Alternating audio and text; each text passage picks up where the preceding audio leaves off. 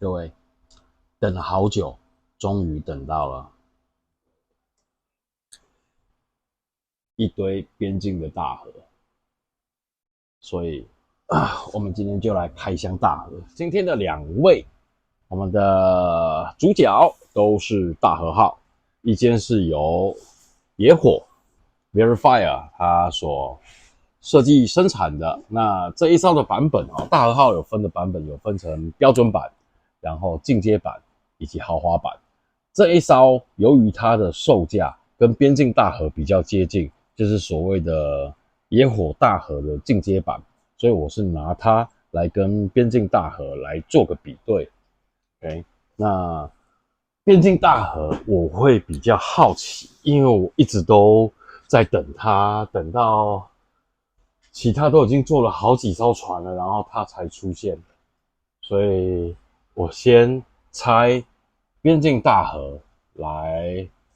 做个比较，来看一下它里面的细节到底是长怎样，非常的好奇。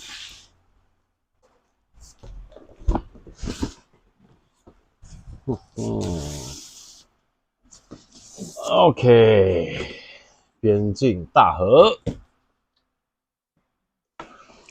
和会啊，说实在的以野火跟边境来讲，这两个和会实在是没有什么好挑剔的啦，对不对？以大和号来讲，看起来就蛮清爽的，背景颜色有点不太一样而已。那看起来都很漂亮，说真的是都很漂亮。那也很明显的感到边境这一次它的盒子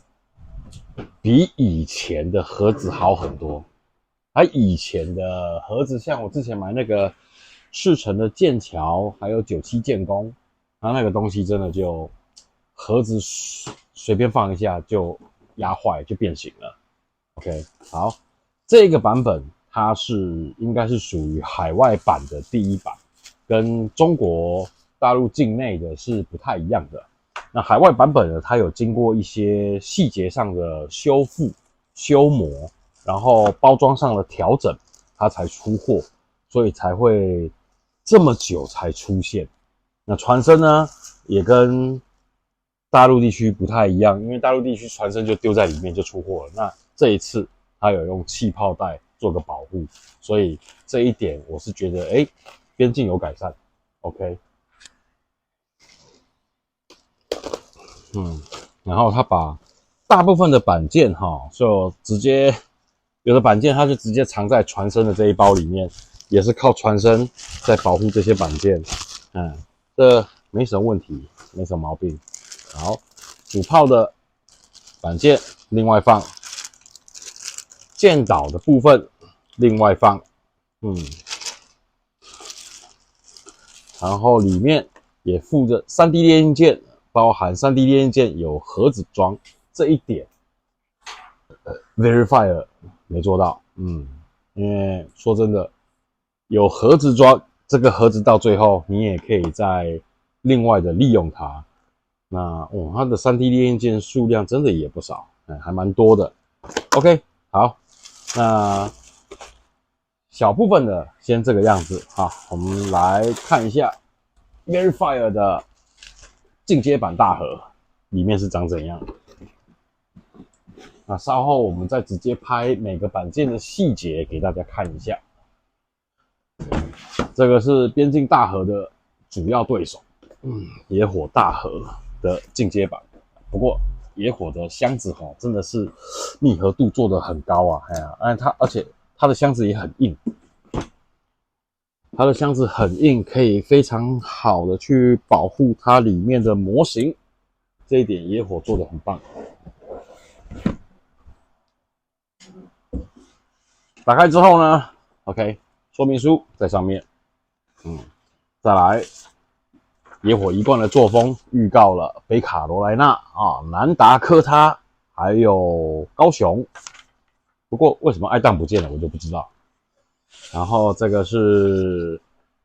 改套的说明书，还有一个涂装的建议图，还有包含蚀刻片、3D 列印件安装的指示，都在这一张里面啊。那野火的10颗片哈，它是直接装在这个小盒子里面，然后并且粘在这块板子上。那船身呢是直接靠这块板子固定的，所以它可以确保说船身在盒子里面是不会有晃动的这种事情发生，也不会到处的去有这种磕碰的现象。好 ，OK， 进阶版呢，它有附上木夹板，边境没有木夹板。它有附上主炮 3D 列印件一点点 ，OK， 好，然后水贴，然后其他的板件这一些东西，好 ，OK， 那我们现在开始拆封。刚刚先让大家了解一下这2家公司他们以包装上来讲的差异。其实以包装来讲的话，你只要箱子够硬，然后船身的零件有做到保护的话，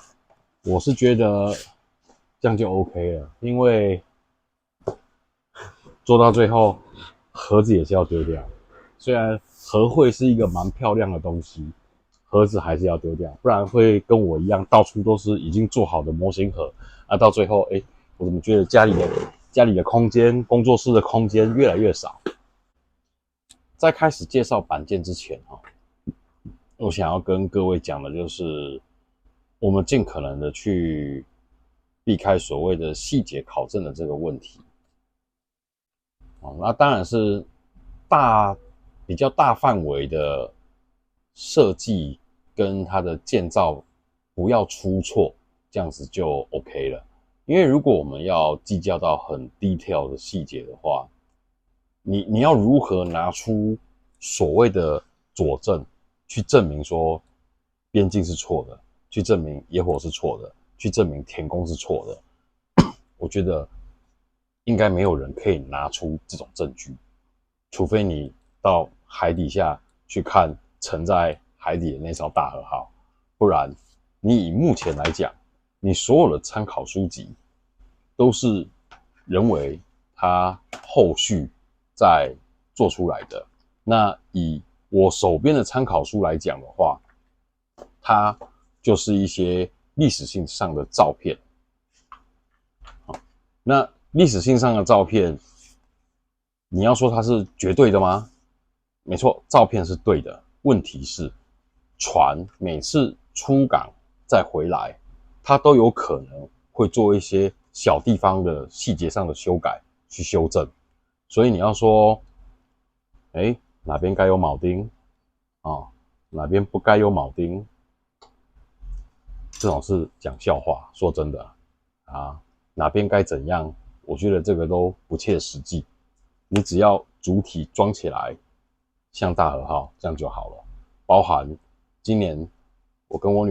带着我女儿去吴市的大和博物馆，然后在那边光这艘1:10的大和号，我大概照片拍了将近3000多张，然后回来你再去比对这些模型，你后来想一想，有这个意义吗？模型的意义是什么？就是让你玩的快乐嘛。你想要大和号，它让你做出来一艘像大和号的东西，就是这样子而已。不要去用考证去攻击谁，我觉得是完全没有意义的东西啊。今天3家公司，就田工我不认识而已其他的其实是都可以牵得上关系，然后也都认识，也有业务上的往来。我觉得去攻击谁都不对。所以我们就以一个最客观的方式，我们以那个模型它所表现出来给你的观感，看到的感觉，那个是比较重要的。那我们就开始介绍板件。好，2家公司的船身，我们可以看到2家公司的船身是完全用不一样的开模思维下去开模的你看，像以野火来说它就分成左边、右边然后还有一个船底下半部这个部位来做开模。那我觉得他用这个开模方式，就是为了要保护它这些船身上面的这些细节这些铆钉的这些设计。然后在底部的话呢，它也可以让它保持比较良好的一些细节的表现可以很清楚的看到不过以这种方式来讲的话，组装一定会比对开式的这种船身麻烦一点点。好处呢，就是你的模子一定会比较漂亮，因为它可以靠这些连接缝去闪过很多的就是等于是你的接合缝刚好就是藏在所谓的钢板断差里面。那在细节的表现上呢，我会觉得左右对开的这种船身，它的表现会比较的好。然后我们再来看一下边境的船身以边境船身来说没有说糟到哪里去，不过看起来就很中规中矩只能这样子说啦。那你看，就是如果你是以两侧的船身，那你就会出现这一些合模线。这个是前面的，然后后面的会这样子。这个我觉得就没办法避免了。如果你是以对开的这种方式的话，就一定会有这个线的存在。那我们也做过其他的船田宫的78025在后面也会有一条线，很斜的一条线，不过它的线比较没那么明显。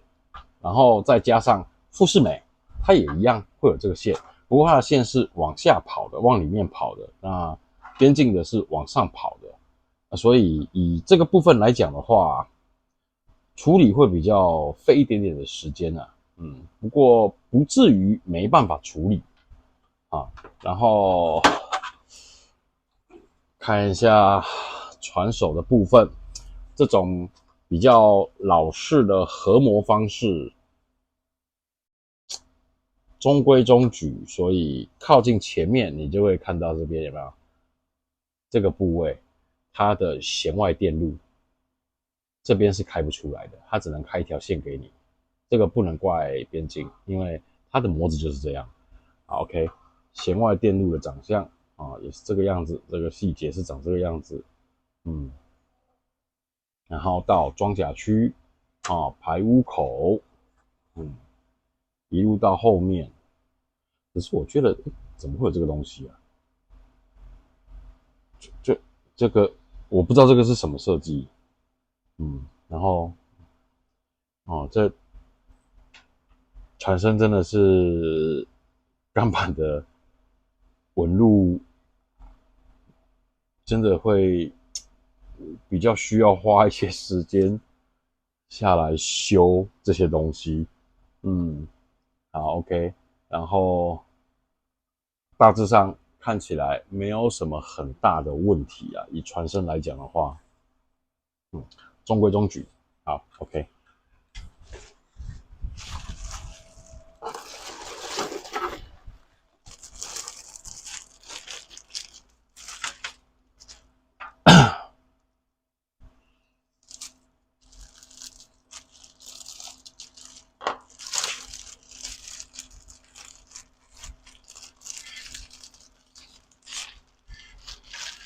好，接下来这个板件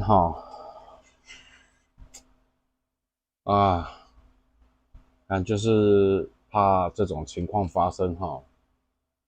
虽然它这个板件已经算相当的厚了，可是这样子就是有可能会去伤到你的零件，这一点是蛮可惜的。好，然后再来夹板一整片给你的这一种夹板就是我最喜欢的夹板，不要像早期田宫的7803078031那些一样，中间突然给你一条很大的接合缝，你自己都不知道怎么处理。那对应呢，他的对手呢，野火的 Verifier 的大和，我们很早以前就已经把 Verifier 的大和做好，在等它了。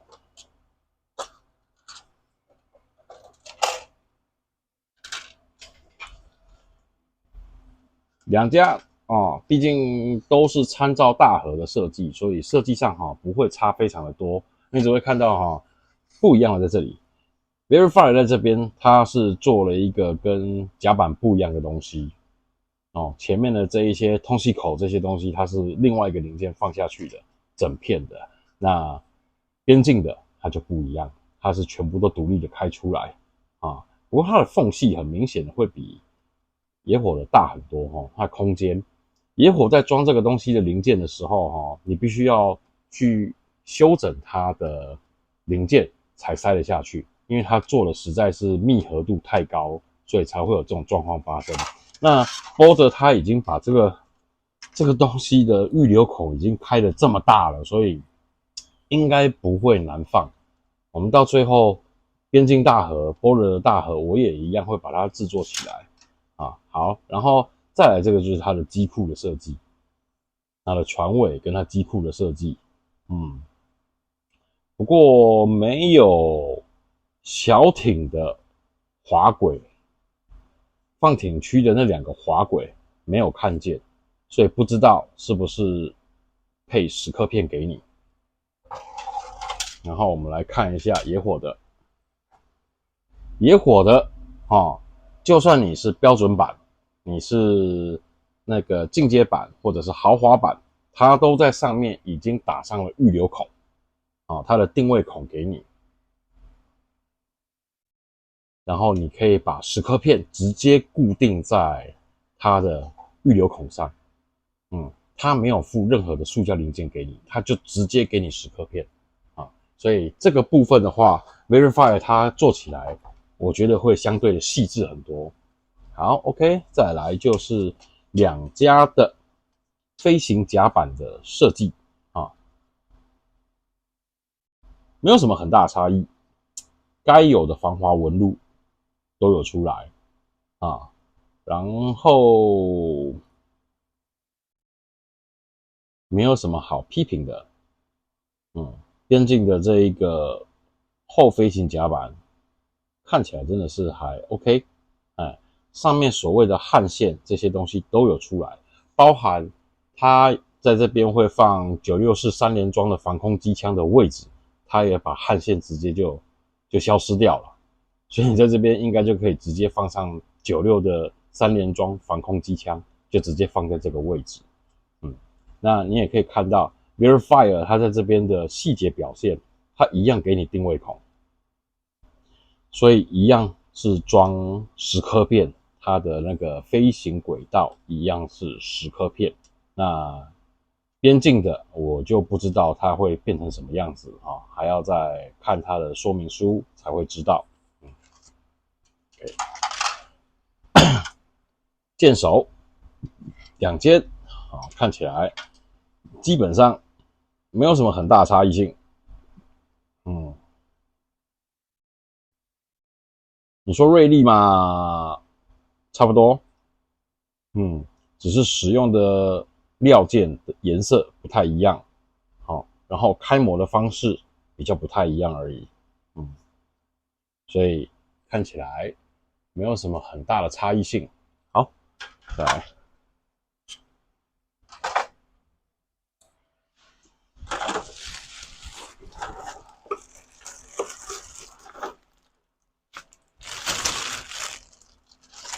主炮。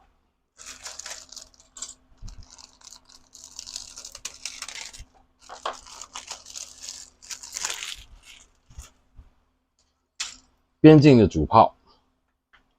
看起来相当的漂亮，因为它包含主炮内的这些炮弹这些弹药式的炮弹全部都开出来了，这跟福基米1:200的那些套件有一样的水准，所以看起来是非常的漂亮。包含你看这些细节，哇，满坑满谷的铆钉啊，嗯，这一点不得不说，边境的真的漂亮。OK， 这一版就是 Verify 的主炮，不过我还没看到它的炮，它的炮的外壳，我看一下它的外壳在哪里。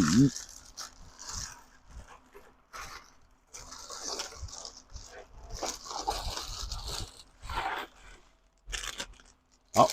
这个是边境的主炮的外壳。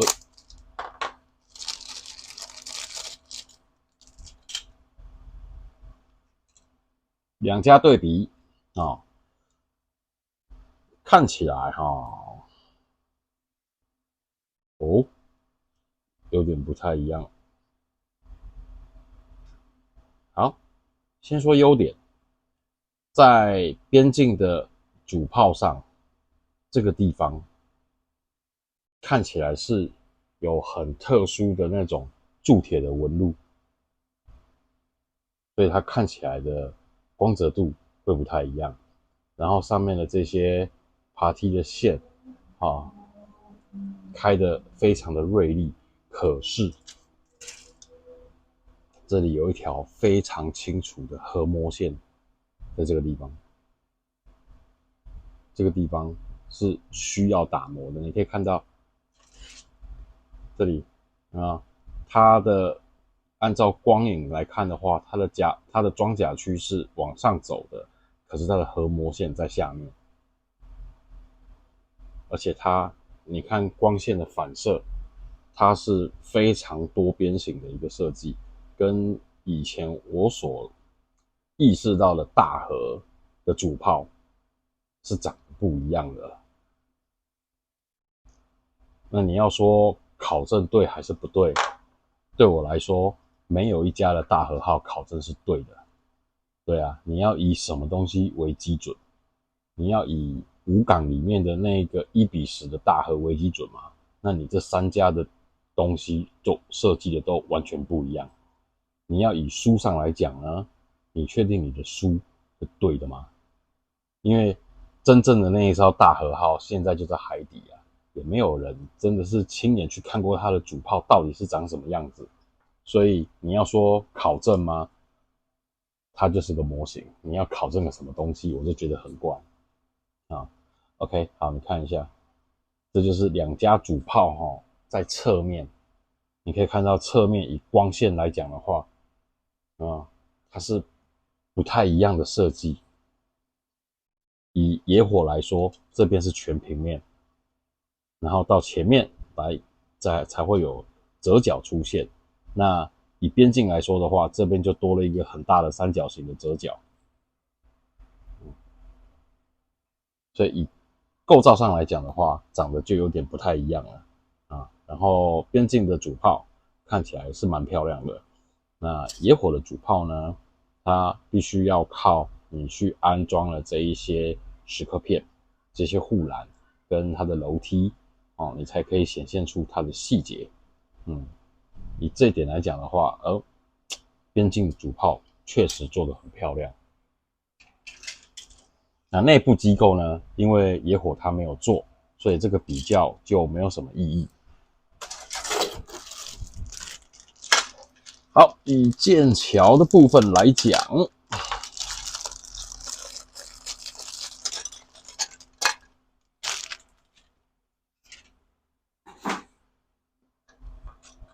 我们来看剑岛。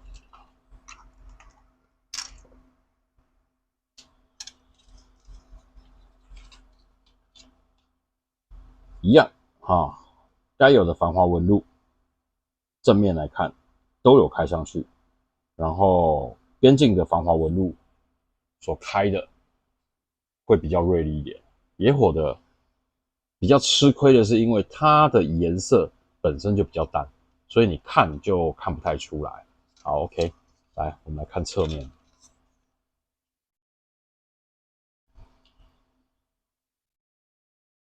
以野火来说，它多了很多的焊缝，还有铆钉。这些铆钉野火都有开出来，做一个细节上的表现可是边境呢，它有这一些环晶啊，这些环晶就是在维修的时候要靠我们的水兵这些水手踩着下面拉着上面，然后去这边施工，还会有这些环晶。这边也有开，而且你看这个部位它是斜的，野火的是垂直的，有没有看到？一个是斜角，一个是垂直的，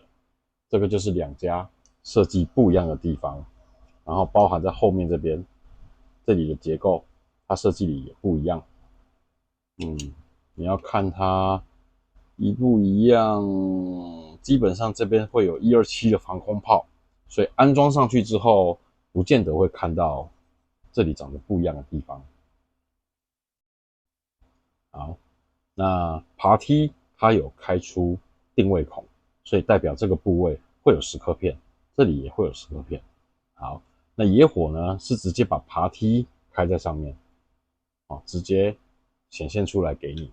那我记得它的蚀刻片里面会有附上这种爬梯，不过这种爬梯的制作方式会比较困难。第一，你要把原本的爬梯给铲掉，然后它会给你一块蚀刻片的一个模板，贴在上面之后开始打孔，打完孔之后再把爬梯一个一个的粘上去，所以会比较复杂。以野火的制作上来讲，它会比较复杂。好，然后前面的这些通风网，你看，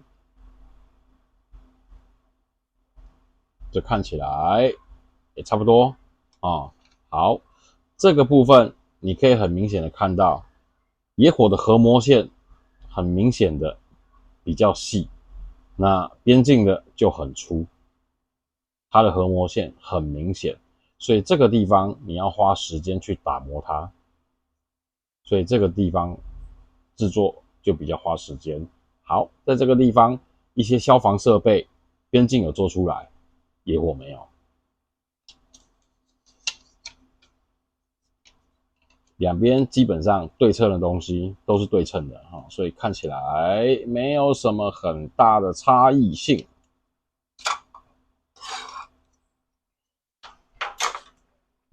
好，再来边境的剑桥，这次他所开的剑桥的方式跟以往是非常的不一样。这个前面，它是上下组装的，组装的密合度好不好？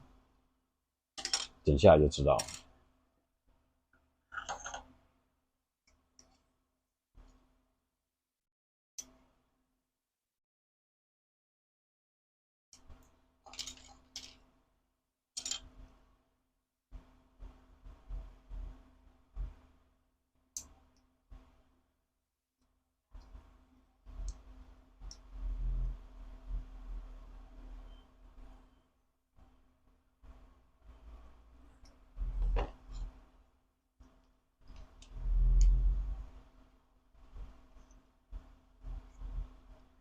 好，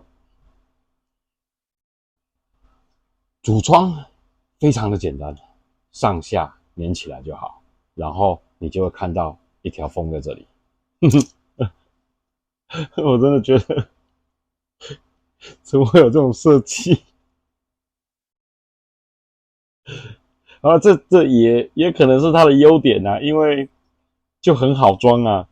而装起来就，如果你的模具有点跑掉的话，那就会很明显。那你在粘合的时候，如果是用溶性比较强的胶水的话，靠一点点溢胶出来，它应该是可以靠溢胶去填缝然后就把它弄到看不见。好 ，OK。然后我的 Verifier 的剑桥，来，我去拿一下。Verify 的剑桥会比较趋向跟78025是一样的东西。组装上来讲的话，零件会比较多一点点。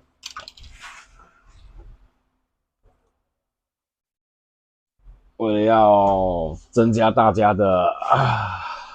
比较我们特别去请出我们第3位的选手78025这个是2011年的产品组合起来，基本上田宫的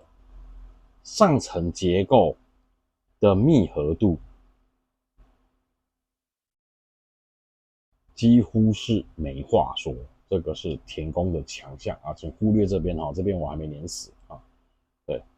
以这些东西的组合度来讲，田宫是没得挑剔的啊。好，然后紧跟在后，野火啊，看起来就是这个样子，也没有什么很大的缝隙。不过你看，它上面多了很多的铆钉，在剑桥上就多了很多的铆钉，多了很多的环金，所以看起来野火的细节会优于田宫的设计。那你要去说田宫不好吗？它已经是10几年前的产品了，对啊，你看，那以边境来讲的话，那细节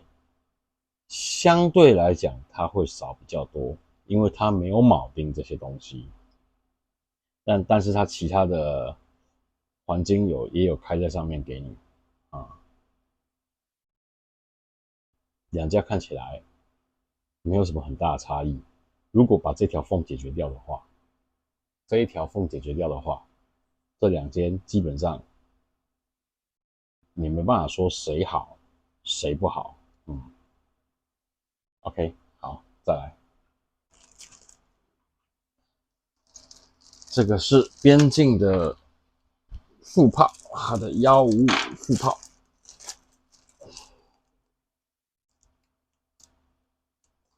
开起来算 OK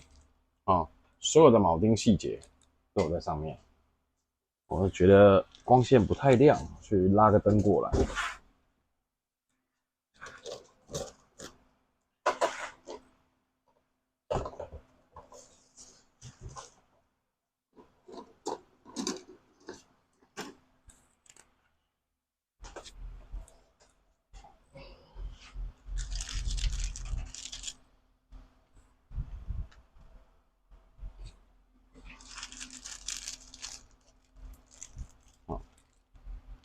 来，边境的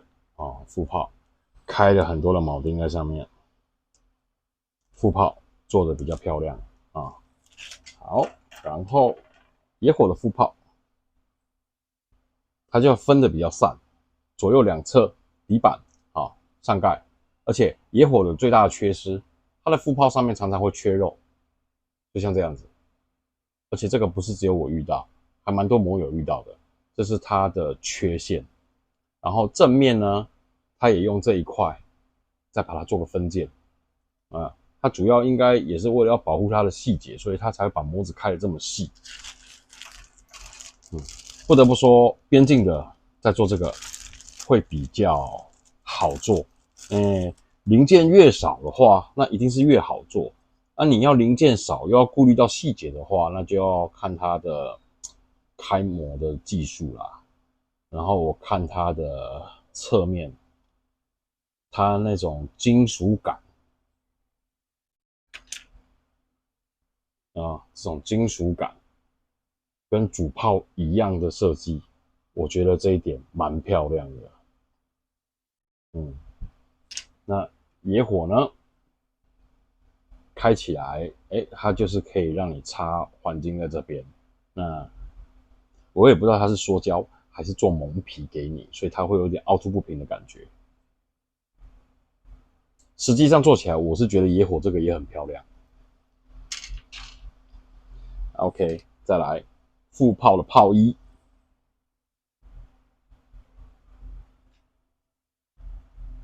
野火的炮衣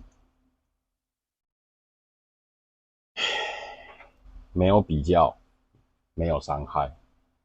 来，野火的炮衣，这些炮衣的这些布料的皱褶都开出来给你了，那边境的它就没有，这点蛮可惜的，真的。不然我真的觉得以炮来讲的话，边境真的做的比较好。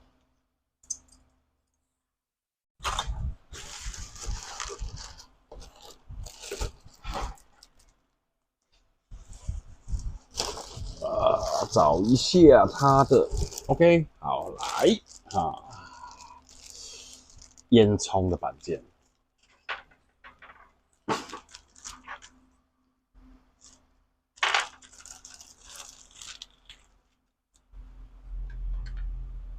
嗯，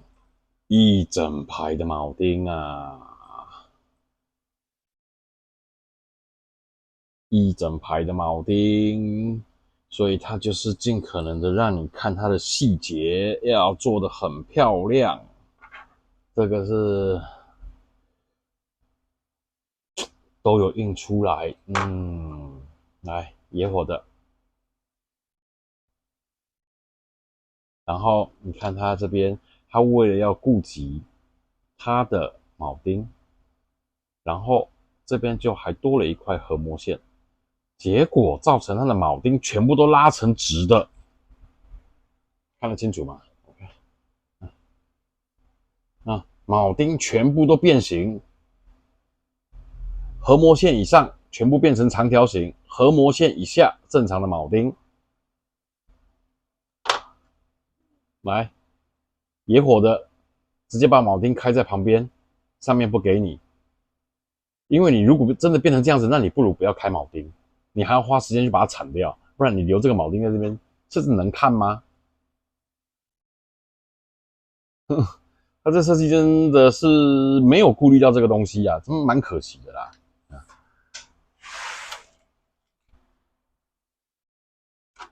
然后我们再去请出我们的老阿伯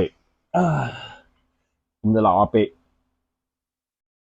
你现在看起来，以前都觉得它很漂亮，现在看起来它什么都没有，它只有一个环金印在上面啊，这就是78025的田宫。所以还有人说田宫的这个78025的模子很漂亮吗？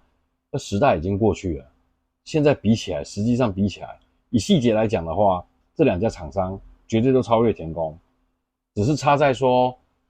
开模上的这些失误，看厂商有没有办法去解决而已。那不然就是要靠玩家自己把它修掉。那修掉的话，这铆钉就没意义了。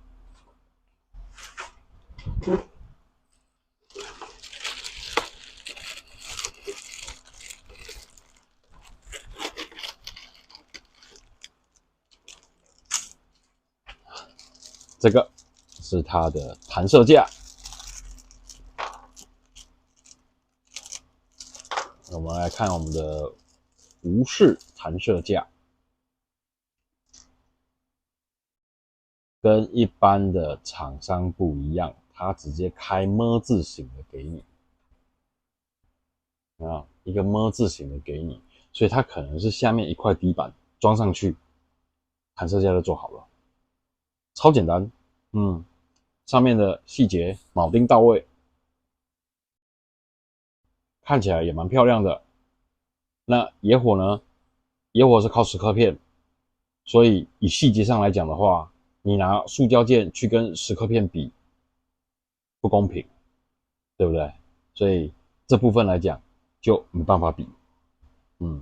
好，然后探照灯也开得不错，至少都比田宫好，至少都会比十几年前的产品好很多，我只能这样子讲。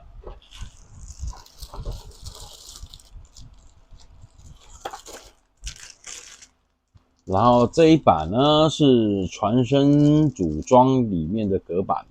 啊，然后看起来没有什么很特别的啦。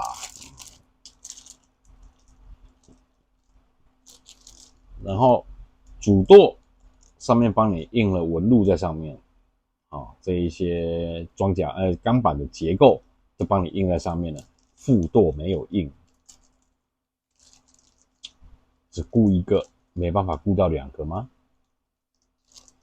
可惜啊。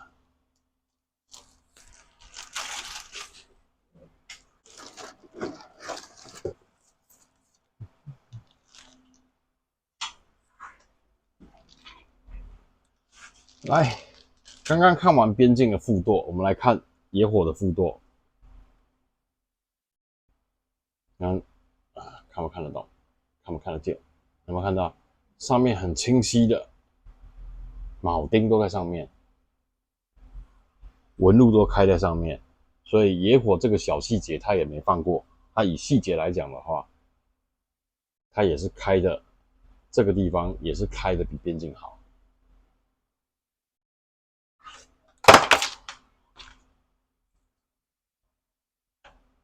我用黄光给大家看一下，好吗 ？OK， 好，再来更细一点的小艇啊，野火的小艇，这个是我觉得我超爱的东西。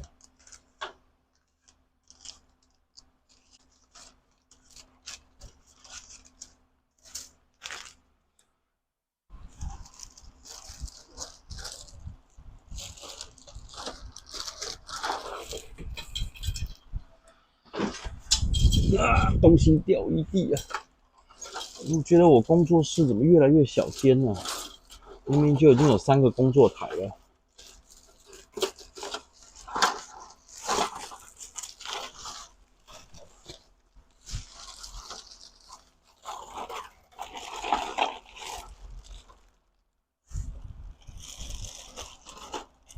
哦，在边境的大河里面，我怎么会找不到小艇？难道他出3D 列印件吗？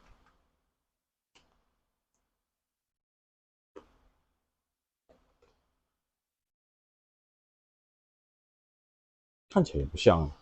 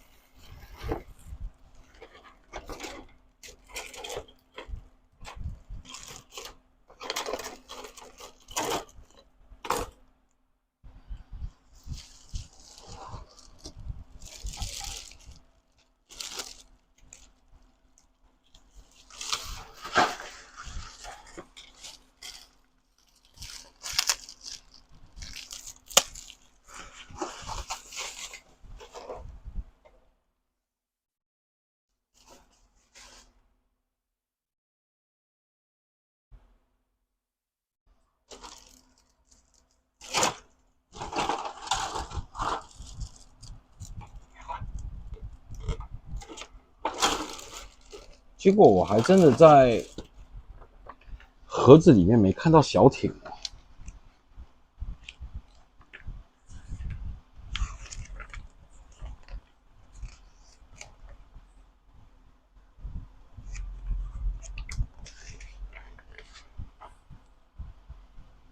看一下说明书。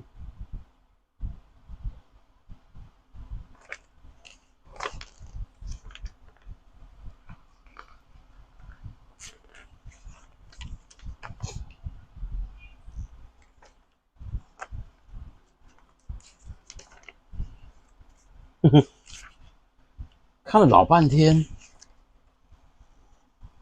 边境大河没有小艇。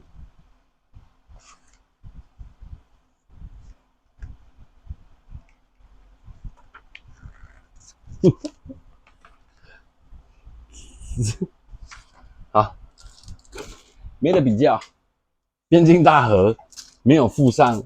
小艇，所以没得比较，没办法，只有野火有附小艇，边境大河没有小艇，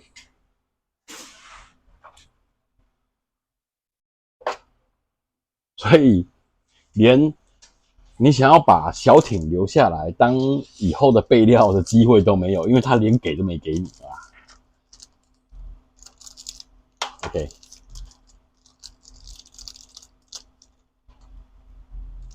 再来就是舰载机，哎呀，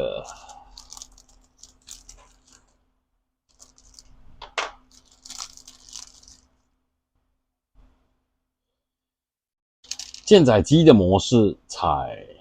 机身上下开模，嗯，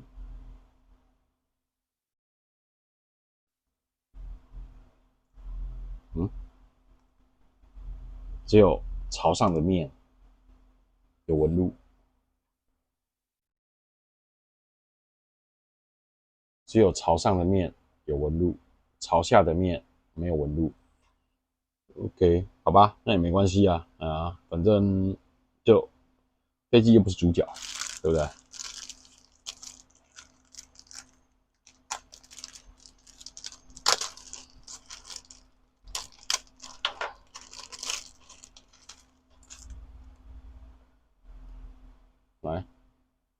一样，朝上的面有纹路，朝下的面一样没有。哇，这么大只，你没有纹路，这样，好吧，算了，一样，机身的部分上面、下面开模，组装起来不知道怎么样。然后上下开模就算了，它现在连机翼、尾翼的这旁边两个平衡的这个也没有给你刻线。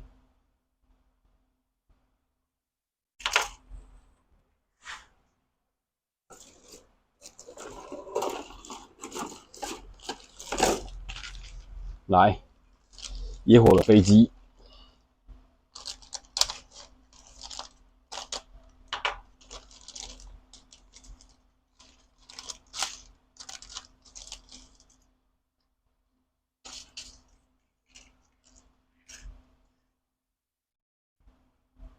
朝上的面，好，我们看到刻线整排；朝下的面，刻线整排，啊，清楚啊。来，机身左边、右边对开，刻线都有，尾翼啊这边有刻线，舱罩另外开给你的。啊，舱罩另外开给你的，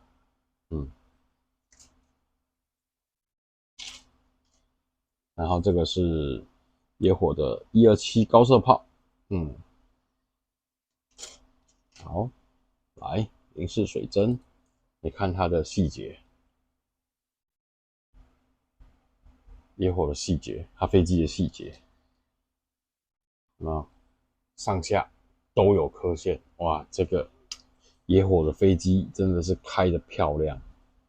这样比较起来，野火飞机真的漂亮。中间是空的，豪华版的它有内购，3D 列印件的内购，让你涂装好之后可以塞进去啊，然后外面稍微遮蔽一下，整架飞机喷一喷，1:350的飞机有内购，这真的是非常非常厉害的一个设计。对，那边境的话没有，因为它的座舱就是长这样，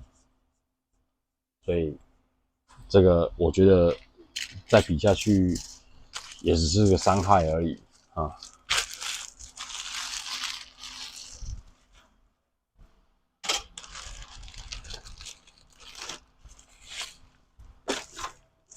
好，蚀刻片，来，我来拿野火的蚀刻片。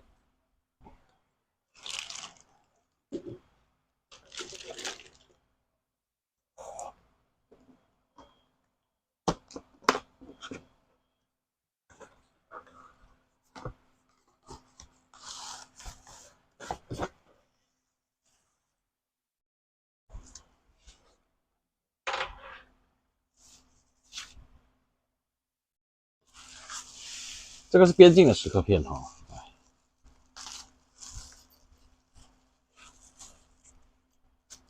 金属炮管，材质看起来是铝合金啊，然后炮管是还好，没有什么很严重的问题。好，严重的问题在这里，有没有看到？我才刚拿到手，它的蚀刻片就折弯了。基本上这一块，你还要想办法把它扳直，再把它粘上去。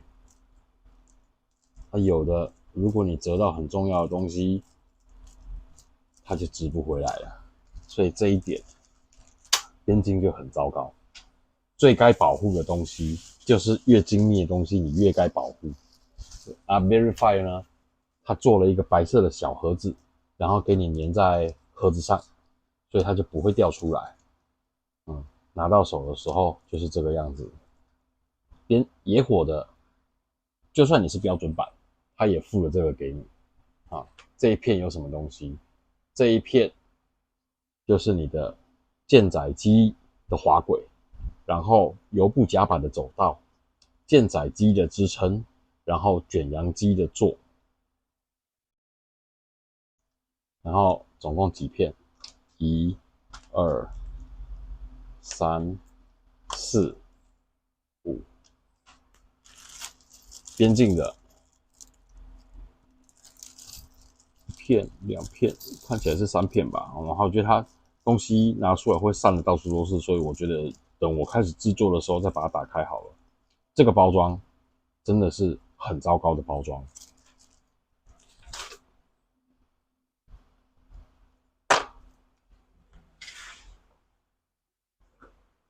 因为不管怎么样，野火它也是给你一个小白盒，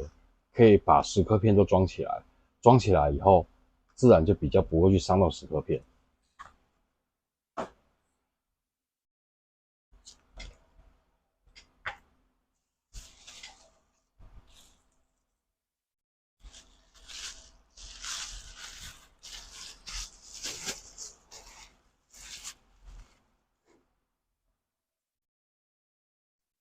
再来就是我们的边境没有木夹板，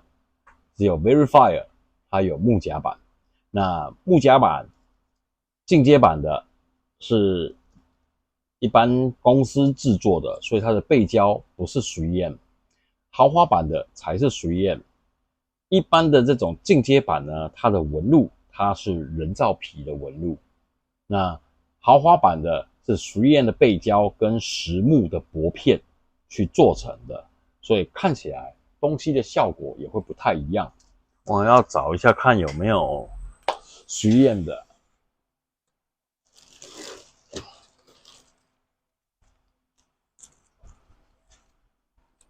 来，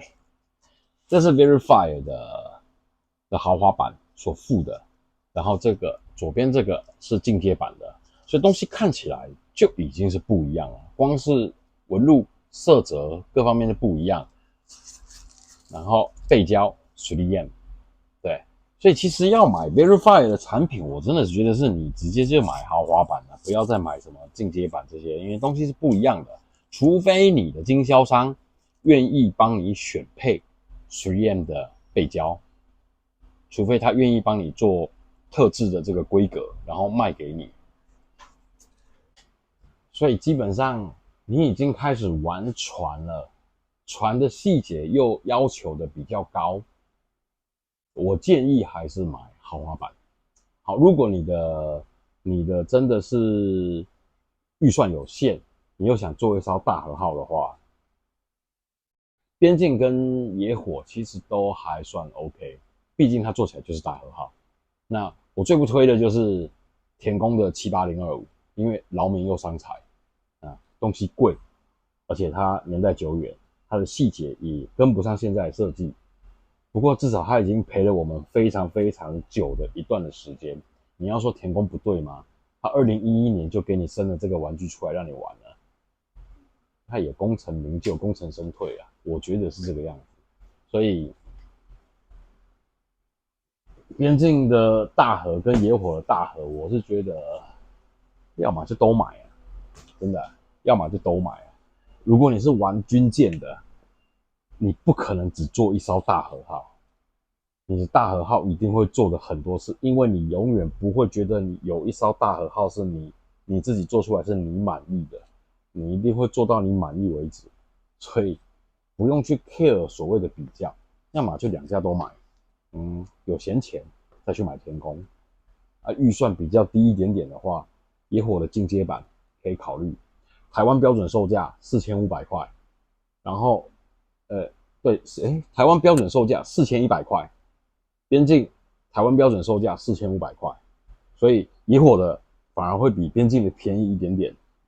然后它还可以再做客制化，野火的可以客制化，你可以再加 3D 列印件，再加什么东西下去，你可以自己有调配。然后边境的话，这个就要问看看它有没有办法做出选配的这种东西，因为野火所开发出来的零件数量比较多，3D 列印件的厂商也比较多，所以野火是可以支持经销商帮你做特别定制的。边境的话，这个就必须要问，毕竟它大和号设计的到修模到贩售的这个时间比较短，所以他有没有办法做这样的支援，这个真的不知道。那野火是可以做得到的，所以就买哪一烧，你们自己决定。然后接下来我们就是3烧一起做，虽然野火的大河跟田宫的大河已经偷跑了，船身都做好了，那我们就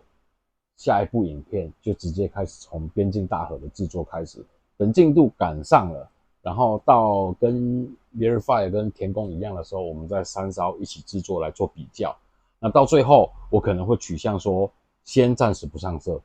然后大家都把细节看清楚了，是不是自己要的东西，比较完了以后，这3烧我再挑个2烧出来上色，然后再做个影片的结尾。下一集见。